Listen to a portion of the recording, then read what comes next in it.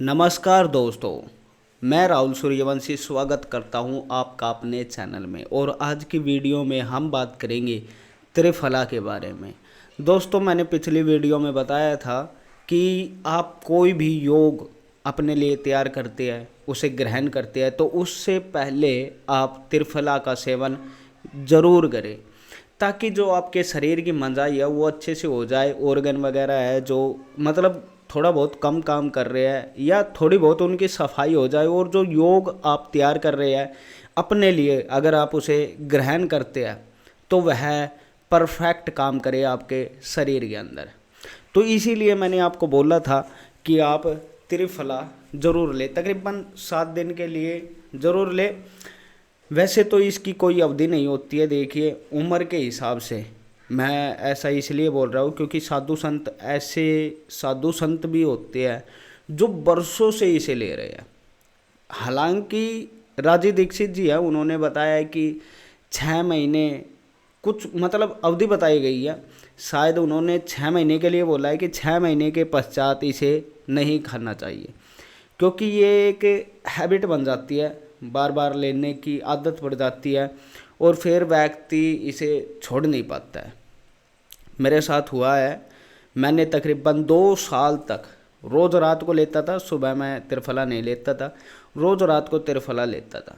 और ये मेरी 6-7 महीने में हैबिट बन गई थी, मैं लेने लग गया था और तकरीबन 2 साल तक मैंने रेगुलर लिया है।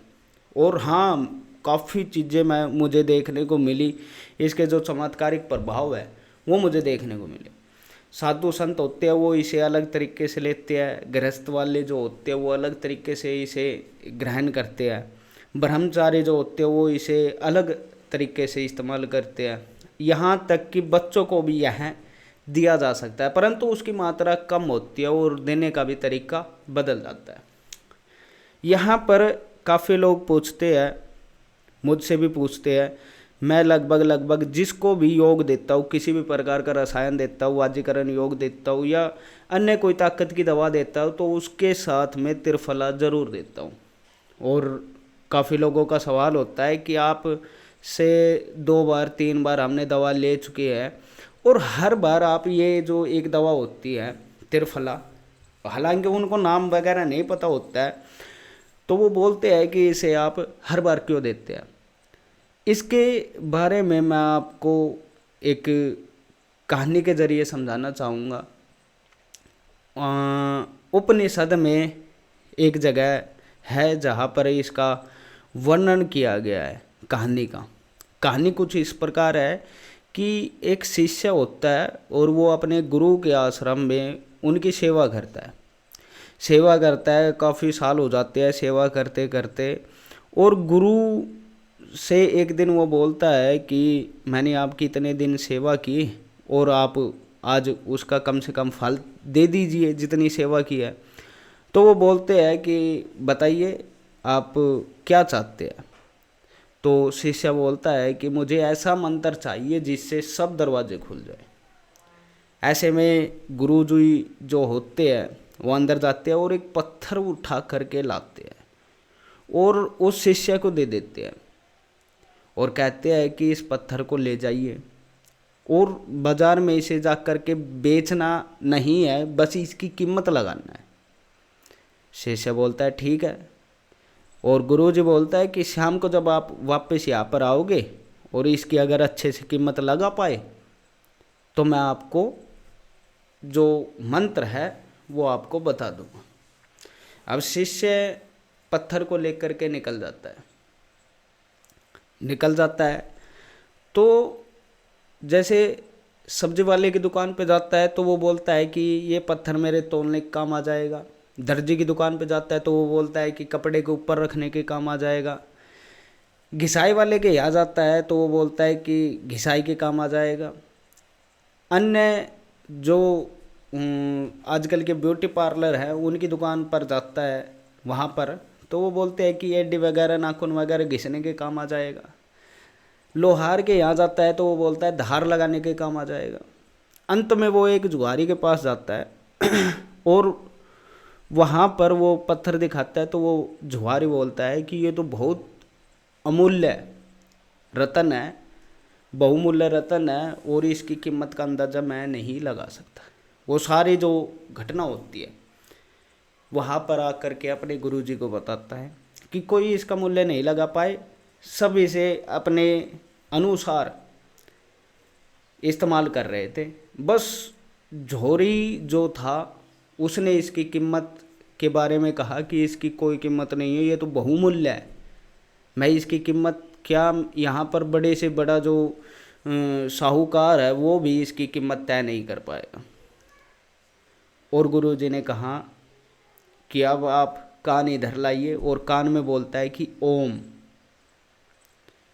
और इसका आप उच्चारण करें। तो शिष्य बोलता है कि ये जो शब्द है ये तो मैं रोज़मर्रा यहाँ पर सुनता हूँ, हर मंत्र शुरू होने से पहले सुनता हूँ, और हमारे आश्रम में सभी एक दूसरे को जब नमस्कार करते हैं तो ओम ही बोलते हैं, आप तो मुझे ठग रहे हैं।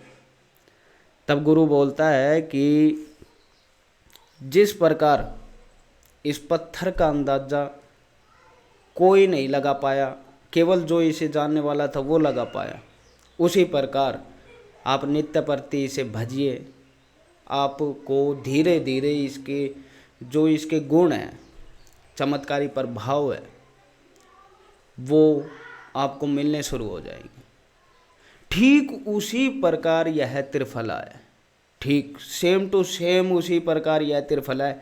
कोई पेट के लिए इस्तेमाल कर रहा है, कोई दस्त लगाने के लिए इस्तेमाल कर रहा है कि पेट साफ हो जाए, चर्बी घट जाए, कोई इसे उल्टी लगाने के लिए इस्तेमाल कर रहा है, त्रिफले से उल्टी भी लगाई जाती है, एक प्रकार का योग तैयार किया जाता है, उससे उल्टी भी लगाई जाती है, तो वमन कराने के लिए भी इसे इस्तेमाल किया जा रहा है। कोई खून साफ करने के लिए इस्तेमाल कर रहा है त्रिफला गूगल, कोई इसे केस काले करने के लिए इस्तेमाल कर रहा है। त्रिफला क्वाथ से काफ़ी लोग हैं जो सिर वगैरह धोते हैं, और कोई इसे शरीर के अंदर बढ़ी हुई अम्लता को कम करने के लिए इस्तेमाल कर रहा है। इन सभी के अलावा जो हमारे साधु संत होते हैं वो सभी इनका इस्तेमाल अपनी जो कुंडलिनी है उसको जागृत करने के लिए इस्तेमाल कर रहे हैं।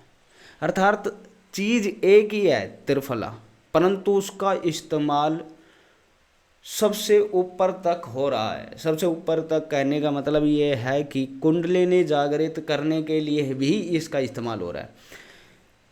यहाँ पर राजीव दीक्षित ने बताया था त्रिफला के बारे में कि 6 महीने, और मतलब कुछ समय अवधि बताई थी, याद नहीं है मेरे को, शायद 3 महीने बताए थे या 6 महीने। इतने समय के पश्चात इसका सेवन कर देना, छोड़ देना चाहिए। और आपने देखा होगा काफ़ी लोग बोलते हैं कि इससे जो पुरुषेंद्रिय होती है, जिसे लिंग बोलते हैं, वह भी काम करना बंद कर देता है, अर्थात नपुंसकता आ जाती है। मैं आपको बता देना चाहता हूँ कि त्रिफला के सेवन से नपुंसकता नहीं आती है, मूलाधार जागृत हो जाता है, इच्छा खत्म हो जाती है बंदे की। इन चीज़ों के बारे में जो उसके सोच विचार होते हैं वह बंद हो जाते हैं, नष्ट हो जाते हैं एक तरीके से, अर्थात मूलाधार उसका जागृत हो जाता है। इसी चीज़ को लोग क्या बोलते हैं, शुरुआती दिनों में जैसे मूलाधार जागृत होने की स्थिति में आता है तो नपुंसकता का एहसास होता है गृहस्थ जीवन में, जो ब्रह्मचारी नहीं होता है, साधु संत नहीं होता है, उनके जीवन में, और वो बोलते हैं कि नपुंसकता आ गई त्रिफले से, परंतु ऐसा बिल्कुल भी नहीं है। मैं जब आयुर्वेद सीख रहा था तो उस समय में कुछ औषधियाँ मुझे जिनकी जानकारी मिली थी, वो ऐसी औषधियाँ थी जिनसे आप अपनी कुंडलिनी जागृत कर सकते हैं। कुंडलिनी जागृत आयुर्वेद के अंदर संभव है। आप औषधियों के द्वारा, अर्थात उनकी सहायता से कुंडलिनी जागृत कर सकते हैं। मतलब ये नहीं है कि औषधि खाई और कुंडलिनी जागृत हो गई, नहीं नहीं नहीं, ऐसा नहीं है। ऐसा है कि सहायता आपको मिल जाएगी उस तरफ से। इसी प्रकार रसायन है, जो पारा है उसके बारे में आपको जानकारी होगी शायद, गुटिका वगैरह तैयार की जाती है, उनसे भी आप अध्यात्म लेवल में एक उच्च स्तर प्राप्त कर सकते हैं। और कुंडलिनी जागृत करने के लिए आप वहाँ से भी सहायता ले सकते हैं। तो ये चीज़ें है और कार्य करती है। मैंने बस आपको बताया है कि त्रिफला की क्षमता कितनी है। आप इसे भिन्न भिन्न प्रकार से इस्तेमाल कर सकते हैं। संपूर्ण रोगों का काल है त्रिफला। तो आप इसे स्वयं तैयार करें, जहाँ तक हो स्वयं तैयार करें। और काफ़ी है जो वैद्य की देख रेख में अगर त्रिफला तैयार करते हैं तो बहुत अच्छा होता है, क्योंकि काफ़ी जगह होता है कि हरड़ कई प्रकार की होती है। तकरीबन 7-8 प्रकार की हरड़ बतलाई गई है आयुर्वेद के अंदर। परंतु आजकल अगर आप पंसारी की दुकान पर जाते हो तो वही 2 प्रकार की हरड़ मिलेगी, एक आंवला हरड़ और एक बाल हरड़, जिसे जो हरड़ भी बोलते हैं, काली हरड़। परंतु 6-7 प्रकार की हरड़ बतलाई गई है आयुर्वेद के अंदर। तो ज़्यादा भारी भरकम लोग होते हैं जिनका खाना पीना ज़्यादा उल्टा सीधा है, उनके लिए जो हरड़ और जो मतलब एक ठीक ठाक है, अपना दिन में मेहनत वगैरह भी कर रहे हैं, उनके लिए आंवला हरड़। परंतु क्या हो रहा है, मैंने एक वीडियो भी देखी थी यूट्यूब पर, वो बोल रहे हैं कि आंवला हरड़ ख़राब है और जो हरड़ इस्तेमाल कीजिए। नहीं, ऐसा बिल्कुल भी नहीं है। ये आप तय नहीं कर सकते कि सभी को आंवला हरड़ लेनी चाहिए या सभी को जो हरड़। किसी के लिए जो हरड़ ठीक है और किसी के लिए आंवला हरड़। मैं यही कहना चाहूँगा कि पहले आप जो त्रिफला तैयार करते हो उसमें आप आंवला हरड़ का इस्तेमाल कीजिए। अगर परफेक्ट रिजल्ट नहीं आ रहा है तो फिर आप जो हरड़ का इस्तेमाल कीजिए। ये नहीं है कि डायरेक्ट आपने जो हरड़ का इस्तेमाल किया और आंतों को बैठा दिया, नहीं। क्योंकि जो हरड़ की जो दस्त लगाने की क्षमता होती है वो आंवला हरड़ से काफ़ी फास्ट होती है और आंतों में नुकसान पैदा कर सकती है जो हरड़, अगर मात्रा उसकी बढ़ा दी जाए। और आप एक चीज़ और देखिए कि कुछ समय तक, अगर महीना हो जाता है, 2 महीना हो जाता है, आपकी स्थिति ठीक चल रही है, 1 महीना हो गया है और फिर भी आप त्रिफला ले रहे हो और 2-3 घंटे के पश्चात आप लैट्रिन करने जा रहे हैं, तो आप हरड़ की मात्रा को और भी कम कर सकते हैं, थोड़ा और कम कर सकते हैं, कोई प्रॉब्लम नहीं है उसमें। ज़रूरी नहीं है कि 100 ग्राम वो, 200 ग्राम वो, 300 ग्राम नहीं, आप 75 ग्राम भी कर सकते हो उसकी मात्रा में। बस वो क्वांटिटी है, ये आपको समझना होगा। ये जो विवेक बुद्धि है ये आपको अपने अंदर विकसित करनी होगी, क्योंकि आपका जो शरीर है वो सबसे बड़ा डॉक्टर है। काफ़ी लोग इस बारे में बता करके गए हैं, राजीव दीक्षित जी भी बोल करके गए हैं कि आपका शरीर ही स्वयं आपके लिए सबसे बड़ा डॉक्टर है। तो मैं यही कहना चाहूँगा कि अपने डॉक्टर को जगाए और शरीर जो है आपका वो स्वयं आपको बतलाएगा कि हरड़ की मात्रा कितनी होनी चाहिए। वो स्वयं बताएगा आपको कि कम होनी चाहिए या ज़्यादा होनी चाहिए। तो इस प्रकार से आप त्रिफला तैयार कर सकते हैं। इस पर मैंने वीडियो भी बनाई थी पहले, बाबा आयुर्वेदा पे आपको मिल जाएगी। अभी वो वीडियो मैंने फेसबुक पेज पर डाल दी गई है, बाबा आयुर्वेदा पर उपलब्ध है, किस प्रकार आप त्रिफला तैयार कर सकते हैं और इसकी क्षमता कितनी है उसके बारे में आपको बता दिया है। जो भी व्यक्ति इस्तेमाल करना चाहता है आसानी से कर सकते हैं। और एक बात और लास्ट में आपको कहना चाहूँगा कि ब्रह्मचर्य जो आप कर रहे हैं, दबा करके खा रहे हैं त्रिफला, कोई दिक्कत नहीं है। 2 टाइम की जगह 1 टाइम कर दीजिए, क्योंकि जो मात्रा से ज़्यादा मतलब अधिक जो इस्तेमाल करता है उनके लिए हर एक चीज़ नुकसानदायक होती है। त्रिफला नहीं, अगर आप मात्रा से अधिक पानी का उपयोग करते हैं तो वह भी आपके लिए नुकसानदायक हो सकता है। तो फिर त्रिफला तो बहुत बड़ी अलग चीज़ हो गई। जब पानी ही नुकसान कर सकता है तो त्रिफला भी नुकसान कर सकता है। तो मात्रा से अधिक ना खाए। मैं अपने अनुभव से बता रहा हूँ कि अगर आप ब्रह्मचर्या पर है तो रोज़ रात को आधी से 1 चम्मच त्रिफला आप लेकर के सो सकते हैं आराम से, कोई समस्या वाली बात नहीं है। भले ही हल्की फुल्की नपुंसकता आपके अंदर आएगी, मूलाधार हल्का फुल्का जागृत होना शुरू होगा, एकाग्रता बढ़ती चली जाएगी और जैसे ही आप गृहस्थ जीवन में कदम रखेंगे तो महीना 2 महीने के अंदर आप जो है त्रिफला पहले से ही छोड़ दे। जैसे 1 महीना या 2 महीना आपकी शादी को रह जाते हैं, उससे पहले ही त्रिफला छोड़ सकते हैं और शादी तक बिल्कुल नॉर्मल हो जाएगा। ये मेरा खुद का अनुभव है। तो आप बेझिझक त्रिफले का इस्तेमाल कर सकते हो और ये एक ऐसी औषधि है कि सभी के घरों में होनी चाहिए। इसका एक बहुत ही अच्छा उपयोग मैं आपको बता देता हूँ कि दस्त लगाने अर्थात पेट में गड़बड़ वगैरह है, ज़्यादा चिकनाई वगैरह खाई है, तो उस दिन त्रिफला लेकर के ज़रूर सोइए। जो चिकना रेली वगैरह तली हुई चीज़ें आपने खाई है उनका नुकसान नहीं होगा आपकी आंतों पर, आपके लंग्स वगैरह पे। और दस्त लगाने हो तो थोड़ी मात्रा ज़्यादा लीजिए। और उल्टी आ रही हो या मतलब मरोड़ लग रही हो तो इसे बिल्कुल ठंडे पानी के साथ लीजिए। देखिए त्रिफला अगर आप गर्म पानी के साथ लेते हैं तो दस्त लगाएगा, और बिल्कुल ठंडे पानी से लेते हैं तो यह जो आत है उनको टाइट कर देगा, मतलब रोक देगा वहीं पे। मतलब कहने का ये है कि जो दस्त लग रहे हैं उनको रोक देगा बस। इससे ज़्यादा कुछ नहीं करेगा कि कब्जी वगैरह बना देगा, कब्जी नहीं बनाएगा, पर दस्तों को रोक देगा। ये भी मेरा अनुभव है। तो आप त्रिफला बेझिझक इस्तेमाल कीजिए। लोगों को इसे तैयार करना बतलाइए।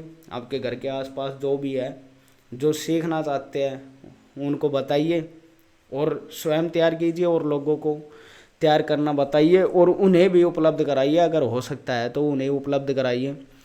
इसकी क्षमता के बारे में मैंने आपको बता दिया है, आप इसे बेझिझक इस्तेमाल कर सकते हैं। तो दोस्तों ये थी आज की हमारी त्रिफला के बारे में जानकारी। आपको यह जानकारी कैसी लगी कमेंट करके ज़रूर बताइए। और हाँ, ये मेरा नया चैनल है, अब रेगुलर वीडियो आएगी इस पर, तो चैनल को ज़रूर सब्सक्राइब कीजिए। और एक और बात कि अगली वीडियो किस पर बनाई जाए, किस समस्या के बारे में, वो आप कमेंट कर सकते हैं। जिसका भी पहला कमेंट आएगा मैं उस पर वीडियो बना दूंगा और वो वीडियो कल उपलब्ध हो जाएगी आपको। धन्यवाद दोस्तों वीडियो को पूरा देखने के लिए।